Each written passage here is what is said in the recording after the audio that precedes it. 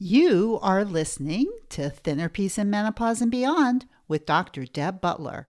This is episode number 275.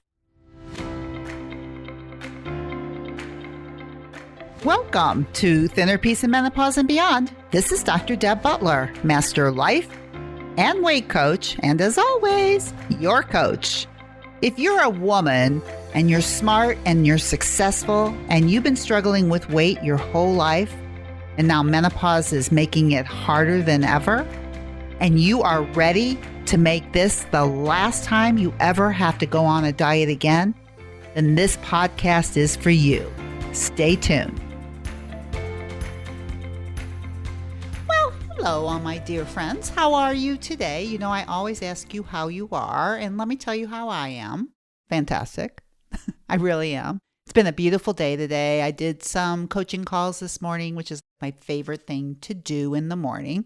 So I love to do it. My brain is fresh, and I just can't wait to get into people's brains and give them these aha moments where they see their brilliance more clearly, which is really what I think I do as a coach, is I help you see your own brilliance, because I think a lot of you say so many terrible things to yourself that you forget how brilliant you are, how amazing you are, how miraculous you are, what a wonderful mother you are, what a wonderful grandmother you are, what a wonderful entrepreneur you are. And I think it's really important to remember that and to take moments to really give yourself this affection, which is really a lot of what I want to talk to you about today, because as you can see, lockdown is ending. We're getting let out. We have the key to get out, and a lot of us are getting out. And with that, I think that there's a lot of things that come up again. And so that's what I want to talk about, because when this whole thing first happened and we were locked down, I think it instigated a lot of stress in people's minds about their schedules changing and about being in their homes. And I know that there was a lot of things that were going on, and I don't want to make light of it, but I do want you to see that also it ended up to be, for many of my clients, also an opportunity to be able to see their minds more clearly about what they believe is stress and what causes them to eat.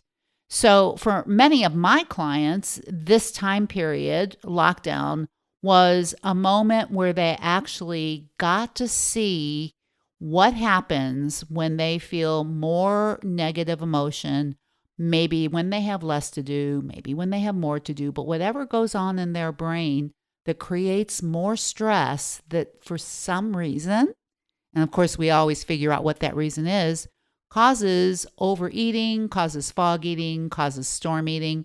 And whatever that is has been going on all along. But when you have something like this, it kind of brings everything up to the surface. So really, there was nothing new for any of my clients, any of their thinking about what they thought about themselves or what they thought about food or what they thought about their bodies. But the circumstance itself just kind of brought everything up to the surface pretty quickly. So during lockdown, my clients had a lot of success with weight loss, with managing their mind, with learning self-compassion with themselves. They learned so much and had so much success, which I think is amazing, because there's so much talk about the quarantine 15 or the quarantine 20, where so many people are gaining weight during this time, kind of like the same thing about what we think about the freshman 15. I think I heard about going to college for the first time and people gain weight. It's all kinds of things really that we think cause stressful situations. And really, once you know that it doesn't matter what happens to you, what kind of strong emotions you have, you still don't have to use food. So for many of my clients, lockdown in many ways brought up their stuff. They learned to deal with it in coaching and had successful moments, and they're all over my website under transformations on how beautifully they did during this time. So what I want to talk about today now is lockdown is ending. We are getting the key to get out. Now what? And I think for many of you, it poses more stressful types of thinking about, Yahoo! We get to go on vacation, we get to celebrate, we get to do all kinds of things. And how do we associate that with food? So that's the topic for today is I want to give you 2 simple steps on how to lose weight for the last time now that lockdown is over. So first, I used to talk a lot about being locked down and how you can use that as a way to learn how to make this the last time you lose weight in menopause. Now I'm talking about now that everything's open, how can you use this to make this the last time you ever have to lose weight again, especially during menopause? Because listen, let me tell you something if you haven't already figured it out. When you're in menopause, you just don't lose weight as quickly. Tell everybody if you don't know it. If they don't know it by now, if you don't know it by now, I think we all know it. And I think we do a lot of things about that in our own minds about what we make that mean, that it's slower. Whereas if you just knew that I'm just going to do this one more time and I'm going to use the wisdom of my years of deprivation and restriction to realize that it really doesn't matter how slow it is. What matters is that this is the last time and that I am going to learn how to eat when I'm hungry and stop when I'm full. Simplicity. So I want to go over 2 simple steps of the tools that I teach. I want to teach those to you. And I want you to use them in regards to coming out again, to coming out of lockdown, to going into celebrating, to going on vacation, and what you might have made that mean in the past, which is to forego your body, to forego your connection to your own body, to not pay attention as a way of believing that you're somehow rewarding yourself. And of course, there is no reward in overeating and not listening to your body, especially in menopause, because in menopause, your body requires your attention more than ever. If you give it, you will make a friend forever. You will be friends with your body forever. And menopause can be what creates the whole thing for you. That's why I call it is transformation time. It is transition time. And it can be a beautiful thing. It was for me. It is for my clients. And it can be that for you too.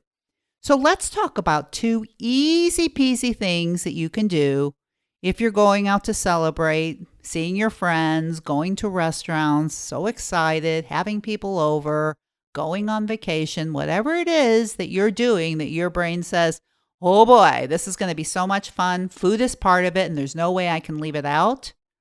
I want you to start thinking differently, and this is how you're going to do it. 2 simple steps. Step number 1, and this is really easy because I talk about it a lot, but I can never talk about it enough because when you get this step, you got it. And you know what I'm probably going to say, but I'm going to say it anyway. Eat when you're hungry and stop when you're full. But it's a simple step, which just means that no matter where you are on vacation, out to dinner with friends for the very first time, you're popping a bottle of champagne and you're having these beautiful courses of food, whatever it is, you're on I don't know, whatever it is that you're doing, all of you are doing different things, but you're all kind of having the same type of thinking. You menopausal women out there that have been dieting your whole life and now menopause is making it harder than ever and you don't want to just say, forget it. I don't even want to deal with you. Step number 1, just decide from here on out, wherever you're going, that you're just going to eat when you're hungry and stop when you're full. That you're going to use my physical hunger scale to eat at a -2 and to stop at a +2, even though you could go to a +10, even though you could start at a -10. You could be starving and you could stuff yourself. But probably what most of you do is you're probably somewhere in between. You're not really eating at a -10, but maybe you're not at a -2. Maybe you're starting at a -4. Maybe you're going up to a +4 or you're going up to a +5. So you start noticing where you are just by sitting down and saying to yourself, how hungry am I and how full am I? That's all. And as you're doing that, I want you to get my companion workbook that goes with this podcast because I have the physical hunger scale in there. Or you can always go to the show notes and just go to drdebbutler.com/275, and this will be in there to get the companion book. But right in the beginning of my companion book, I have the physical hunger scale in there. And all I want you to tell yourself is when you're sitting with friends, when they're popping the champagne, whatever it is, know where you are in terms of your hunger scale and notice when it's time to stop. And notice what you do if you don't. If you're drinking a joy drink like champagne or eating a joy food, can you mindfully enjoy it and not overeat it and not tell yourself all the kinds of things of how you're never going to have it again, so you got to get it all in now? You start noticing that kind of stuff. You start noticing what's going on in your mind, but all you tell yourself is, I'm going to eat when I'm hungry and I'm going to stop when I'm full. I'm going to eat between the twos. Simple, easy peasy. Step number 1. Now that lockdown is over, you're going to eat between the twos. Step number 2, 2 simple steps. The second simple step is you're going to start learning how to use self-compassion on yourself. Because if you're in menopause, saying you're somewhere early 50s, probably, and you've been restricting and depriving yourself for the last 30 years, if you're anything like I am, and you've used deprivation and restriction as a way of losing weight and telling yourself you can't get it together and you don't know how to do it any other way, and you've been bad and therefore you don't get what you really want, that's deprivation and restriction. And you know what? I did it a long time. You probably have done it, but it only works for so long before you go, you know what? I just want to have fun again. I just want to do what I always did. I just want to lose the weight so I can go back and do what I always did, which was not mindfully eating joy foods and not eating when you're hungry and stopping when you're full and expecting not to gain weight, right? But that's really what I did for 30 years is I was up and down in Weight Watchers. I was the lifetime Weight Watcher member. I went back and forth so many times. I lost over 250 pounds with 20 pounds at a time over and over and over again because this is the way that I thought. And I know that this is the way that you think too. And the best way to change it is with step number 1, the simple step of eating when you're hungry and stopping when you're full. And the second step of how to be nice to yourself. Because if you're anything like me over the last 30 years, you learned how to be really mean to yourself and you learned how to crack a whip with yourself, believing that you could take it like, oh, it's just you. Or I would say, oh, it's just me. Crack the whip, be so hard on myself, say such terrible things to myself, and expect positive, wonderful results. It's like, I'm going to whip the heck out of you, darling, but I can do it because it's just you. I can say these terrible things to you because it's the truth. Who else would tell you that? As if you're doing yourself a favor by telling yourself that you suck, that you're fat, that you're ugly, that you're only getting older and you're never going to be able to live a beautiful life anymore and it's all over. What are the things that you've been thinking as you get older? Man, I used to have a lot of those. I used to really believe it's like, I'm not going to be able to do this. I'll never be able to do this. It's too late for me. And yet, 15 years ago now, I look back and it was the best time of my life, the biggest opportunity of my life. And how I started learning these simple steps was getting into coaching and learning the first thing, eat when you're hungry, stop when you're full. And the second thing, self-compassion. So instead of calling myself terrible names, as if that's going to help me restrict and deprive myself, I really believed that what I was saying to myself was true, and that when I looked into the mirror, what I thought I saw, I believed was true, and it wasn't. I was looking through a lens of self-punishment. I was looking through a lens of ugliness on myself. And that's exactly what I saw. And yet when I look back at pictures of myself, even in my 50s, even in my 40s, my 30s, my 20s, and I knew how bad I talked to myself then, I look back in my brain now and I look at it and I go like, what was I thinking? I look good. I didn't have to lose weight. I was beautiful. That's actually how I look at it now. And so many of my clients have said the exact same thing. I go back and look at this stuff and I don't even know what I was thinking. because what you were thinking is what you are still thinking now that's making you feel so terrible about yourself. That is not called self-compassion. That is the exact opposite of self-compassion. And I want to tell you a secret. It doesn't work. What does work is learning how to be nice to yourself, is learning how to be kind to yourself, is to speak to yourself as if you were your most beloved. To speak to yourself the way you did when your children were young, or wherever your children are now, my guess is you're still being very kind to them. Or if you have grandchildren, I have grandchildren. Oh my gosh, let me tell you something really quick. I divert for a minute, but I must tell you because I have 2 grandchildren that are 5 and 6, Ellie and Sebastian, the love of my life. I'm going to have another one. I forgot to tell you. Oh my gosh, I'm so excited. I don't want to talk about long, but I just want to talk to you how much I love them and how much I'm going to love this baby.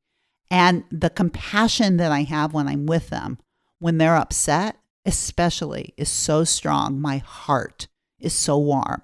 And I just want to help them feel better.